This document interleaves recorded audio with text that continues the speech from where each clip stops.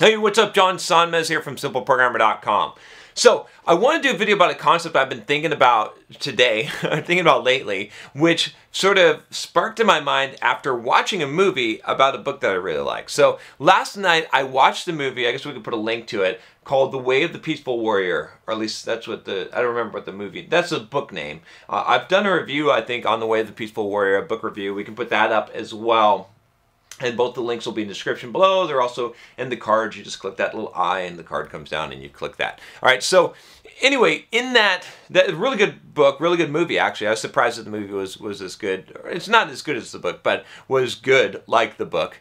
But there was this concept in there that I sort of clung to, that was resonating with me today, that I'm going to start incorporating in my life more. There's a scene in the movie that stuck out to me where the main character, the two main characters, you've got Socrates and you've got Dan Millman, who is this gymnast who ends up fracturing his leg, and he goes to Socrates and basically becomes his mentor.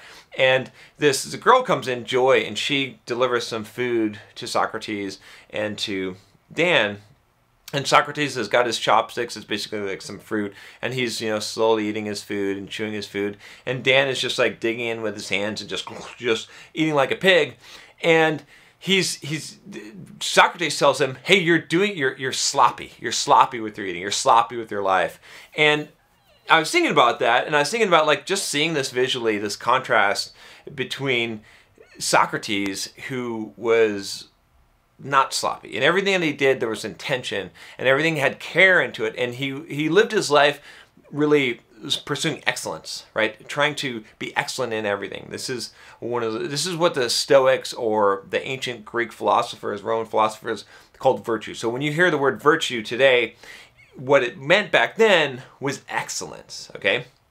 And then you contrast that to Dan, who's just scarfing down his food, not really being careful, really what you could call sloppy. And I was thinking about today, it's like, I should live my life, like, there's a lot of things that I'm doing it right in life that are clean and neat and excellent, but a lot of my life is sloppy. Like, I'm sloppy in a lot of ways. Like, you could say, yeah, my desk, I'm actually cleaning this up, that's why it's sloppy, but a lot of things might be sloppy. Like maybe I go and make some coffee and I leave like the cups out, or I kind of do it in a rush way, or kind of the coffee spills out when I'm trying to do it. I'm making a mess while I'm doing it. I'm not doing as careful and as neat and as excellent as I could. And I was thinking about this, and there's two ways to think of it. One of them is to say to do everything in life, to apply your excellence to it, to do your best, to treat tying your shoelaces like an art form that you're going to do as perfectly and as excellent as possible. You're going to apply excellence to it.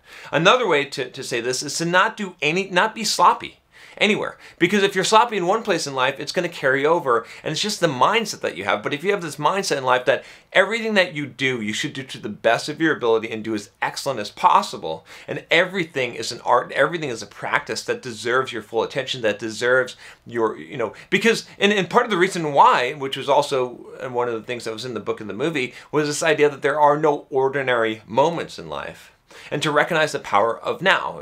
Let's plug the Power of Now book. That's a really good book by Eckhart Tolle, which I think I reviewed on here. But the idea is that like every moment is unique and every moment is important, and you want to live in the now, and you want to live in the moment, and you want to hang on to those moments, like make the most of them. That means that everything that you're doing, like in your life, if you think about it, every string of seconds that exists in your life, they're unique, they're special, they're fleeting. Right? You'll never have them again. You're the only person who will ever be you at that second in your life, and you have a limited, finite number of seconds. I mean, you have so much seconds to enjoy and live out your existence. Why would you live any second of your life sloppily?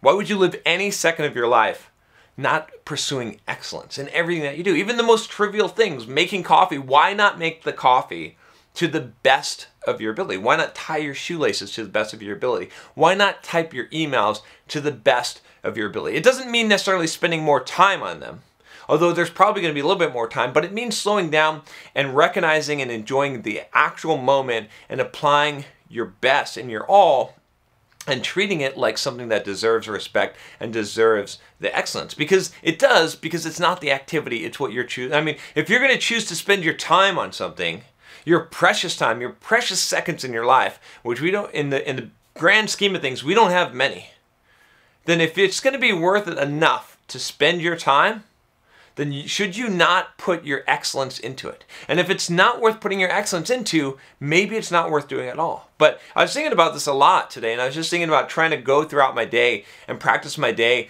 doing everything as excellent as possible, right? Making the standard being high, trying to apply excellence, trying to avoid being sloppy, right? How many things am I doing that are sloppy? I mean, little careless things, right? When you tear off the paper from the toilet, I know I'm going to seem really crazy here, but when you tear off the paper from the toilet roll, are you tearing it off just like this sloppily, or are you being careful and deliberate in what you're doing it to excellence? You see what I'm saying? Like, it applies to everything. And I know this sounds a little bit crazy, but if you think about it, when you're living your life that way and you realize that all moments are precious and all moments are important, and everything that you devote your energy or effort to is important and is deserving of excellence, for one thing, it's going to apply to your life in general. Like, when you have that mindset, you're going to apply that to the important things as well as the, quote, unimportant things, right? But if you have a sloppy mindset, the same thing is going to happen. If you're sloppy in every other aspect of your life,